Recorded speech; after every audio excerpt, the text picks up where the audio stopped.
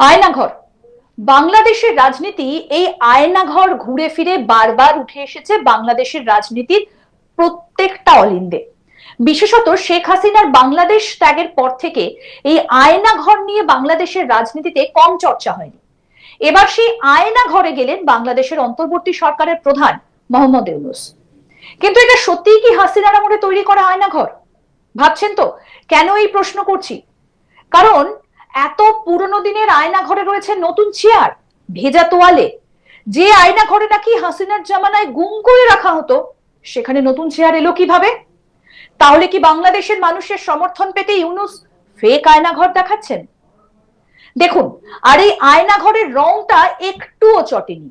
সেখানে সিমেন্ট ইট বালি দিয়ে কাজ হয়েছে, নতুন কোমট বসেছে। ভাবতে পারছেন পুরনো আয়না ঘরে কি করে নতুন জিনিস এলো? এই নিয়ে কথা বলেছিলাম বাংলাদেশের সাংবাদিক শাহিদুল হাসান খোকনের সঙ্গে। কি উঠে এলো কথোপকথনে, আসুন শোনাই। প্রশ্নটা হচ্ছে 5 আগস্ট শেখ হাসিনা বাংলাদেশ ছেড়ে চলে গেলেন। সেই দিন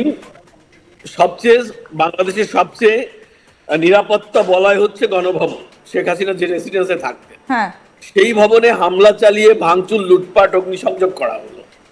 বাংলাদেশের ন্যাশনাল পার্লামেন্ট, জাতীয় সংসদ ভবন, সেটাতে ঢুকে এরকম করা হলো।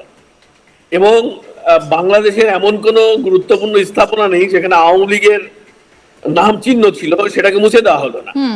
কিন্তু এই আয়নাঘর দেখাতে সরকারের 6 মাস লাগলো কেন, যেখানে এত বিভৎসতা হয়েছে? এই প্রশ্নটা এই মুহূর্তে উঠে আসছে যে আয়নাঘরকে কেন্দ্র করে এত কিছু সামনে এসেছে, যে অনেকে তাদের বলেছেন অভিজ্ঞতার কথা। সেই আয়নাঘরের ছবি যখন গোটা বিশ্বের মানুষ দাবি করছে যে সেই আয়নাঘর কেমন ছিল, মোহাম্মদ ইউনূস তো বারে বারে দোষারোপ করেছেন শেখ হাসিনাকে।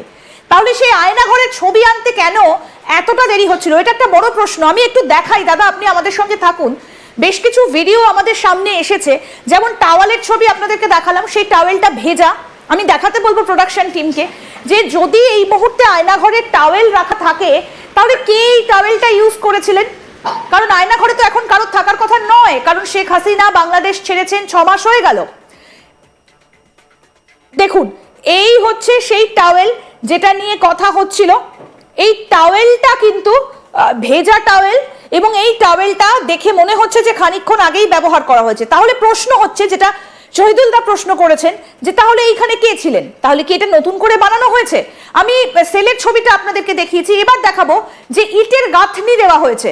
দেখুন সেই ছবিটা, দেখুন যে ইটের গাঁথনি, ইটের বেড তৈরি করা হচ্ছে। অর্থাৎ ঠিক যেমন যেমন বলা হয়েছিল তেমন তেমন করে কি তাহলে নতুন করে নির্মাণ কাজ চলছে? দাদা এখান থেকে প্রশ্নটা, এই যে এখানে তো মনে হচ্ছে একটা জানলা ছিল এই ভবনটাতে, সেই জানলাটা তুলে দিয়ে মনে হচ্ছে ইটের গাঁথনি দেওয়া হয়েছে, আর ঠিক যেমন যেমন বর্ণনা বাইরে বেরিয়ে এসেছে তেমন তেমন করে এই জায়গাটাকে গড়ে তোলা হচ্ছে। এখন বিষয় হলো যে আয়নাঘরের সবচেয়ে লোহমর্ষক যে ঘটনার বর্ণনা দেওয়া হতো, যে সেখানে তোমার ইলেকট্রিক শক দেওয়া হতো। তো কালকে আয়নাঘরের যে ইলেকট্রিক শক দেওয়ার চেয়ারটি আমরা দেখেছি, যদি তোমাদের কাছে সেই ছবিটি থেকে থাকে, একদম আছে আমাদের কাছে, সেটাও দেখাই। যে সেই ইলেকট্রিক শকের যে চেয়ারটি দেখানো হচ্ছে, এটি সম্পূর্ণ তোমার মেটাল দিয়ে তৈরি একদম, এবং এইভাবে কিন্তু ইলেকট্রিক শকের চেয়ার কিন্তু এগুলো নয়। হ্যাঁ, ইলেকট্রিক শকের চেয়ার দেওয়া হয়, এবং এক্ষেত্রে যদি বিদ্যুৎ সংযোগ দেওয়া হয়, ইলেকট্রিক সংযোগ দেওয়া হলে এই ঘর টোটালটি অগ্নি হয়ে যাবে, এবং এটি কিন্তু লাল হয়ে যাবে। লোহাতে যদি ইলেকট্রিক সংযোগ দেওয়া হয় সেটা কিন্তু লাল হয়ে যায়। তো এই লোহাতে যদি কেউ বসে তাহলে তো তার হাড় গরু পুড়ে যাওয়ার কথা। আরেকটা বিষয়, যে এইখানে যদি অগ্নিসংযোগ দেওয়া হয় তাহলে এই জায়গাগুলো এরকম সাদা থাকবে না, মানে স্টিল বডি এরকম দেখা যাবে না, এটা লাল হয়ে যাবে, এবং তারপর সেটা ঠান্ডা হলে কালো রং ধারণ করবে, এরকম সাদা থাকবে না। মানে এই চেয়ারগুলো আমরা সাধারণত হরর মুভিতে ইউজ করতে দেখি। রাইট। এখন হচ্ছে যে মানে কোনোভাবেই, যেমন আমি একটা জিনিস বলি যে পৃথিবীর সমস্ত গোয়েন্দা সংস্থা, ইন্টেলিজেন্ট এজেন্সি, তাদের ইন্টারগেশন সেল থাকে, এটা নিয়ে নো ডাউট। এবং আমরা কিন্তু বিভিন্ন মুভিতেও দেখি এটা, ইন্ডিয়া, বাংলাদেশ বা পৃথিবীর যে কোনো মুভিতেই দেখা যায় যে ইলেকট্রিক শক দেওয়া হয় যখন পুলিশ কিন্তু দেয়, বা ইন্টেলিজেন্ট এজেন্সি দেয়, সামরিক বাহিনীর দেয়। সেই চেয়ারগুলো কিন্তু কাঠের তৈরি।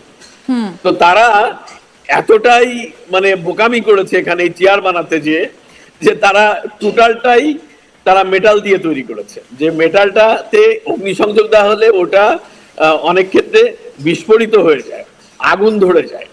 মানে টোটাল মেটালে যদি কাউকে কোনো মানুষকে রাখা হয়, কারণ কি এখানে যদি তুমি ভিজা হাত দিয়ে ধরো এই চেয়ারটা, তাহলে তোমার ওই হাতটা পুড়ে যাবে, সফট হবে না। হ্যাঁ, সফট হবে না।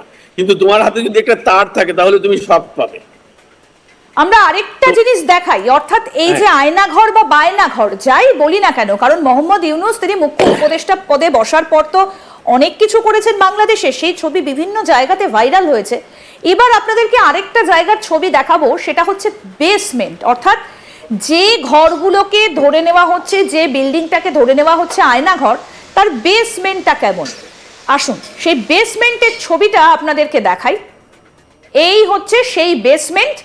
এবং এই দাদার কাছে আমি জানতে চাইবো, দাদা এই যে বেসমেন্ট, এখানে নানা রকম জিনিসপত্র খোঁড়াখুড়ি হয়েছে, ভাঙচুর চলেছে অতি সম্প্রতি বোঝা যাচ্ছে, কারণ এটা যদি অনেকদিন আগে হতো তাহলে এইভাবে সদ্য ধুলো এখানে পড়ে থাকতো না, এই জায়গাটা মাকড়সার জাল হয়ে যেত যেভাবে ধুলো পড়ে রয়েছে। তাহলে কি এটা মনে হয় যে এটা সদ্য তৈরি করা হয়েছে? এটা 100%, কারণ এটা দেখো বাংলাদেশের 5 আগস্টের পরে তো আওয়ামী লীগ নেই, যাদের বিরুদ্ধে এই আয়নাঘরের নির্যাতনের অভিযোগ, তাই না? সেই দলটি নেই, শেখ হাসিনা নেই, তার দলের কোনো নেতাও নেই, মন্ত্রীও নেই। তো আয়নাঘর যদি তারা দেখাবে, তাহলে এতদিন পরে এরকম ভেঙে চুরে বানিয়ে ফ্যান লাগিয়ে, নতুন ফ্যান লাগিয়ে, নতুন টাওয়েল পাওয়া যাচ্ছে, ওখানে পেঁয়াজ, একটা পেঁয়াজের বক্সও পাওয়া গেছে, মানে প্যাকেট, পলিথিনের প্যাকেট থেকে এক ব্যাগ পেঁয়াজ পাওয়া গেছে। তার মানে এখানে কেউ না কেউ বসবাস করতো, তাদেরকে সরিয়ে দিয়ে রিসেন্টলি এই কাজটি করা হয়েছে। ইভেন কিছু দেওয়াল দেখো, কালকে কিন্তু একজন উপদেষ্টা মাহফুজ আলম, আমি যে কথাটা একটু আগে বলতে চেয়েছিলাম, মাহফুজ আলম নামে একজন উপদেষ্টা কালকে সে দেখিয়েছে, বলেছে তার একটা ফেসবুক স্ট্যাটাসে যে 3 feet by 1 feet. 3 feet by 1 feet মানে কি? তোমার একটা বিড়ালের থাকার মতো জায়গাও না, সেখানে মানুষ থাকে কি করে? এই 3 ফিট, এখন 3 ফিট যে কত বড় এটাই তো তাদের ধারণা নেই। মানে এটা যাদেরকে দিয়ে এই পরিকল্পনাটা করানো হয়েছে, তারা খুবই কাঁচা হাতেই কাজটি করেছে, যেটি বাংলাদেশের মানুষের কাছে হাস্যরসের তৈরি হচ্ছে। আমি আবারও রিপিট করছি, তারা যে আয়নাঘরের কথা বলেছে, সেই যে বর্ণনা তারা দিয়েছিল, সেই আয়নাঘরের সাথে এই যে উপস্থাপিত আয়নাঘর, এর কোনো সাদৃশ্য নেই। তুমি আরেকটা জিনিস দেখো, যদি তোমার কাছে ভিডিও থাকে চিফ অ্যাডভাইজারের, দেখো যে ওনারা এটা নিয়ে হাসি তামাশা করতে। একটা জিনিস আমি বলি, সরকারের পক্ষ থেকে তাদের স্বরাষ্ট্র উপদেষ্টা কিন্তু কয়েক মাস আগে স্পষ্ট করে মিডিয়াতে বলেছে, আমি জানি না তোমাদের কাছে এই বাইটটা আছে কিনা, যে বাংলাদেশে আয়নাঘর নামে কিছু নেই, যা ছিল এগুলো ইন্টেলিজেন্স এজেন্সির ইন্টারগেশন সেল। তারপরে কিন্তু বিভিন্ন ক্ষেত্র থেকে, বিভিন্ন জায়গা থেকে দাবি করা হলো, রিসেন্টলি দাবি করা হচ্ছে বেশি করে, যে আয়নাঘর দেখাতে হবে। তারপরে তড়িঘড়ি করে এই আয়নাঘরটি আবিষ্কার করা হলো, যে আয়নাঘরে যা দেখানো হলো তার মধ্যে সমস্ত কিছুই একটা হাস্যরসের জন্ম দিয়েছে। আরো আপডেট পেতে দেখতে থাকুন আজ তাক বাংলা, সাবস্ক্রাইব করুন, নোটিফিকেশন পেতে বেল বাটন অপশন প্রেস করুন, হোয়াটসঅ্যাপে ফলো করুন আজ তাক বাংলা, ভিডিওটা লাইক করুন, শেয়ার করুন, কমেন্ট করুন।